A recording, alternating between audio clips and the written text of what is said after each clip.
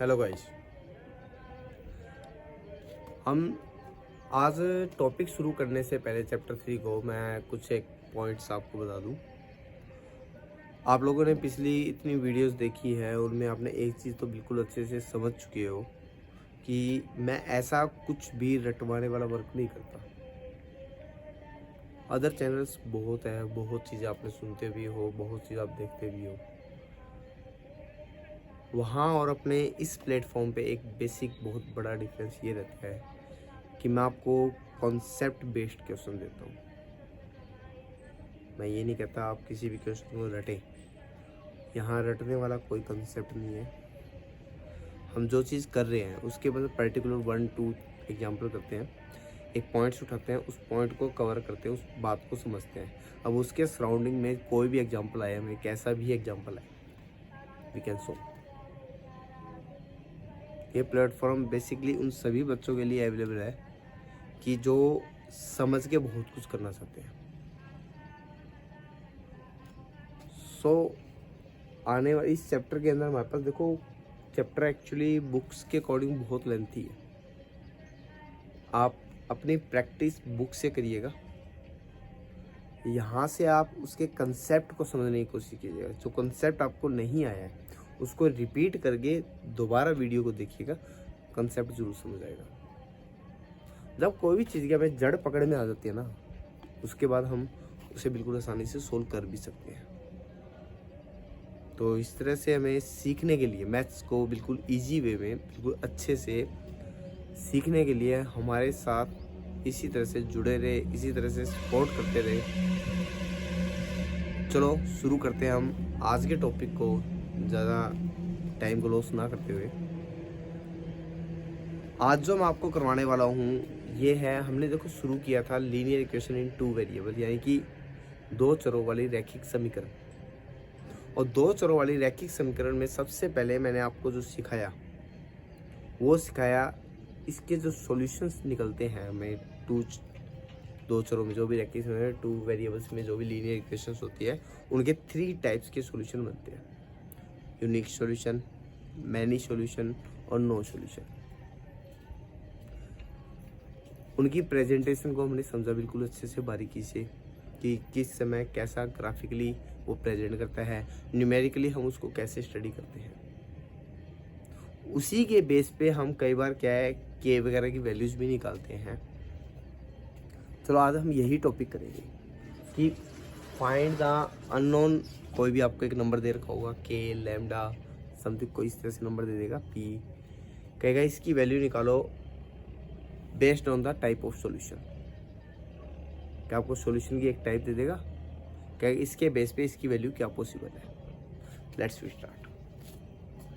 तो एक क्वेश्चन ले रहा हूँ मैं, बेसिकली बिल्कुल सिंपल सा क्वेश्चन उठा रहा हूँ जिससे आप ये समझ जाओगे कि मैं आपको कहना क्या चाहता हूँ। फिर से हम सेपरेट क्वेश्चन कुछ और भी ले लेंगे।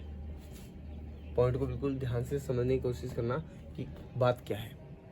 हमने एक सिंपल क्वेश्चन लिया, जैसे के एक्स प्लस में 2y इक्वल टू 5। ये पहली लीनियर इक्वेशन होगी हमारे पास। आपको पता है 2 लीनियर इक्वेशन मिनिमम हमें रिक्वायरमेंट होती है। चलो हम दूसरी इक्वेशन लिखते हैं, 3x plus 6y equal to 10। ये सेकेंड लिखती मैंने। मैं चाहता हूँ इस इक्वेशन का यूनिक सॉल्यूशन हो जाए। मैं क्या चाहता हूँ कि ये इक्वेशन जो है, जो सिस्टम है, वो आपका यूनिक सॉल्यूशन रखे। ऐसी के की वैल्यू बताओ। क्वेश्चन क्या बन गया, यानी कि फाइंड के if above system has unique solution. Simple सा क्वेश्चन है।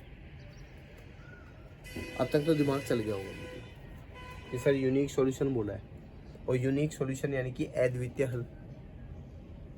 और अद्वितीय हल में हमने करना क्या होता है यूनिक सॉल्यूशन में? यूनिक सॉल्यूशन में सर हमें सिर्फ और सिर्फ इतना ही करना होता है कि a1/a2 हमें नॉट इक्वल लेना होता है सर b1/b2 में। वेरी गुड बेटा। हमने a1/a2 को नॉट इक्वल लेना होता है b1/b2 के। अब तक तो ये भी पता लग गया होगा कि a1a2 क्या है, b1b2 क्या है। बिल्कुल सर, देखते बता सकते हैं हम। x के जो कोफिशिएंट होते हैं वो a1a2 होते हैं, जो y के कोफिशिएंट होते हैं वो b1b2 होते हैं। तो बेटा उठाओ, a1/a2 कितना आएगा, k/3 not equal b1/b2 means y के कोफिशिएंट कितने हैं, 2/6। ये दोनों इक्वल नहीं होने चाहिए, तो इट मीन्स क्या होगा, ये कितना आया बेटा, k/3 is not equal to 1/3, यानी 3 से 3 कट गया, तो आप ये कह सकते हो ना therefore k is not equal to 1। इसका मतलब क्या हुआ, k 1 के इक्वल नहीं होना चाहिए। तो मतलब सर आप ये कहना चाहते हो k 1 के इक्वल नहीं होना चाहिए, k 1 को छोड़ के कुछ भी हो सकता है। यस बेटा, k 1 को छोड़ के कुछ भी हो सकता है। 2, 3, 4, 5, 6 आप कोई नंबर दे, आप डेसिमल का नंबर दे, आप फ्रैक्शन का नंबर दे, लेकिन बस आपने k को क्या नहीं लेना, आपने k को 1 कंसीडर नहीं करना। 1 को छोड़ के आप कोई भी कंसीडर करेंगे तो आपके पास इसका सॉल्यूशन हमेशा क्या आएगा, यूनिक आएगा। सर बात बिल्कुल पकड़ में आएगी। अगर सर ये यूनिक सॉल्यूशन ना देंगे, हमें कहता है कि सर इसके नो सॉल्यूशन होना चाहिए, तो बेटा नो सॉल्यूशन का केस लगा दो आप। मान लो आपको यूनिक सॉल्यूशन ना लिखे, उस बंदे ने आपको क्या दे दिया, कह दिया कि नो सॉल्यूशन। याद रटने वाला बेटा कुछ भी नहीं है कि आप ये सोचे कि हमें कैसे याद रखे, कुछ भी नहीं रटना। बेसिक पॉइंट्स आपने समझ लिया, 100% मतलब क्वेश्चन आपने समझ लिया, तो आपको दिया है नो सॉल्यूशन। नो सॉल्यूशन का मतलब हुआ कि आपका a1/a2 a1/a2 इक्वल होना चाहिए b1/b2, नॉट इक्वल होना चाहिए c1/c2। सर बात समझ आती है, यानी कि हमारे पास ये वाला केस होना चाहिए। बिल्कुल बेटा, यही केस हमें जरूरत है। ठीक है, a1/a2 equal b1/b2 is not equal to c1/c2, ये हमारे पास होना चाहिए। चेक करो, हम यहाँ लगाएंगे बेटा इक्वल, और यहाँ लगाएंगे हम नॉट इक्वल c1/c2 5/10। क्या बताओ, मेरा 5/10 और 2/6 नॉट इक्वल होगा?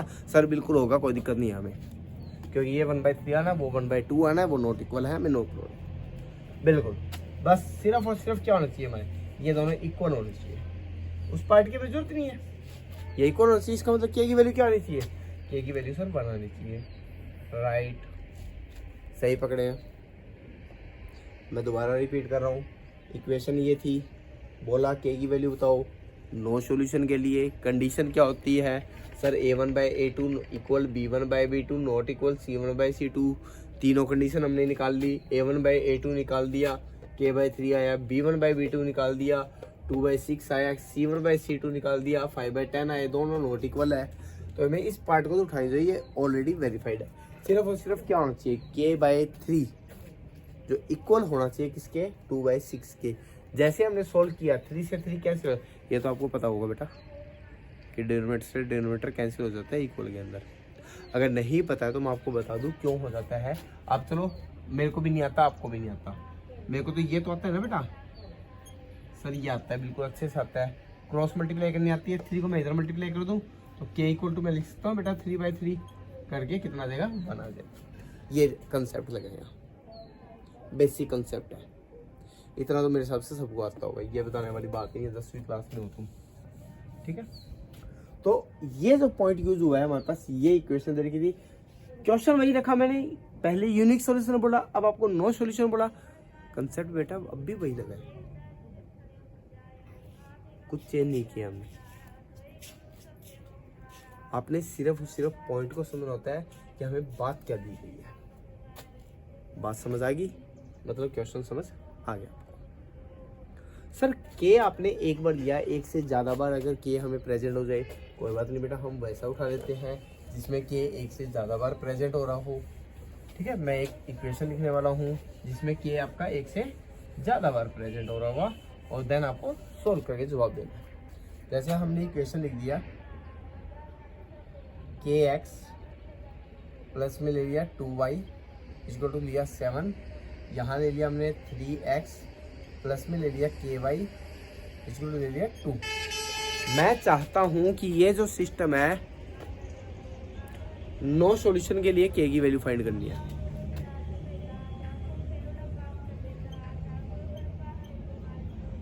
सिस्टम कैसा सॉल्यूशन रख रहा है बेटा, नो सॉल्यूशन। और फाइंड क्या करना है हमें, के करना है।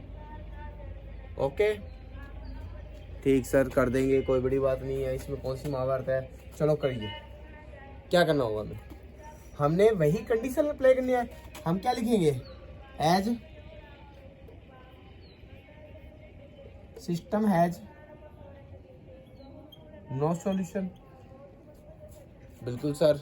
देयरफॉर इसका मतलब क्या होता है सर, इसका मतलब ये होता है कि a1/a2 इक्वल होगा b1/b2 नॉट इक्वल होगा c1/c2।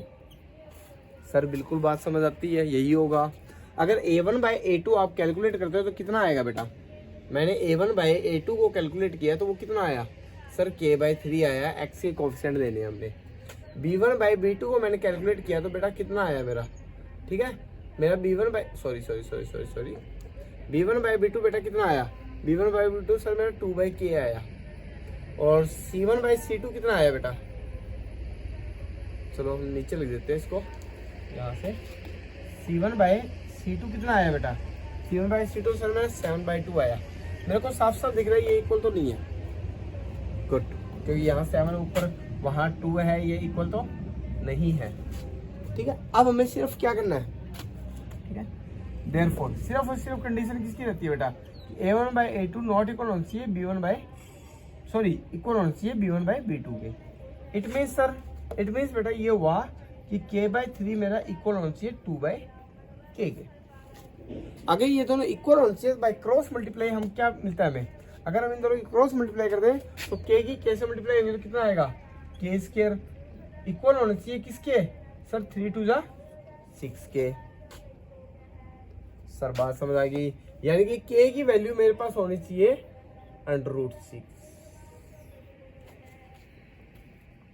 ये भी समझ आती है, एक तरफ का स्क्वायर दूसरी तरफ क्या बनेगा, √, बन जाएगा।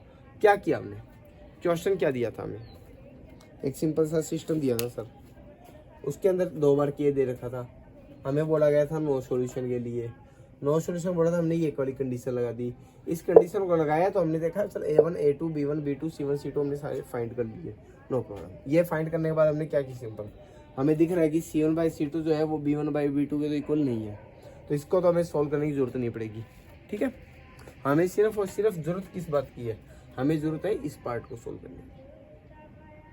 क्या a1/a2 b1/b2 को इक्वल करना कंपलसरी हो जाता है। जैसे हम इनको इक्वल चाहते हैं तो इसके लिए हमने क्या किया, दोनों को इक्वल रख दिया। इक्वल रखते इसकी वैल्यू पुट की, वैल्यू पुट करके क्रॉस मल्टीप्लाई, देन k की वैल्यू मेरे पास कितनी आ गई, √6। है कि आपने सिर्फ और सिर्फ यही समझने की जरूरत है कंडीशन आपको सॉल्यूशन की क्या दी गई है। वो यूनिक सॉल्यूशन की बात कर रहा है, वो नो सॉल्यूशन की बात कर रहा है, क्या वो मैनी सॉल्यूशन की बात कर रहा है। जैसे केस वो लेता है आप उसी के अकॉर्डिंग उसको वैल्यू फाइंड करके दे सकते हैं। आज के लिए इतना काफ़ी है, और बाकी नेक्स्ट वीडियो में हम इसके कुछ एक सॉल्यूशंस के टाइप आते हैं बेटा, वो हम करेंगे, कुछ ग्राफिकली है कुछ एल्जेब्रिकली है, वो चीज़ हम आगे की आने वाली वीडियोस में कवर करेंगे। तब तक के लिए इतना, enjoy your day with your family.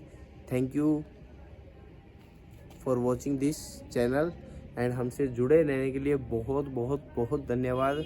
और इसी तरह से अपना प्यार देते रहिएगा, इसी तरह से हम आपको अच्छी अच्छी वीडियो देते रहेंगे। थैंक्स फॉर वॉचिंग, मिलते हैं नेक्स्ट वीडियो में।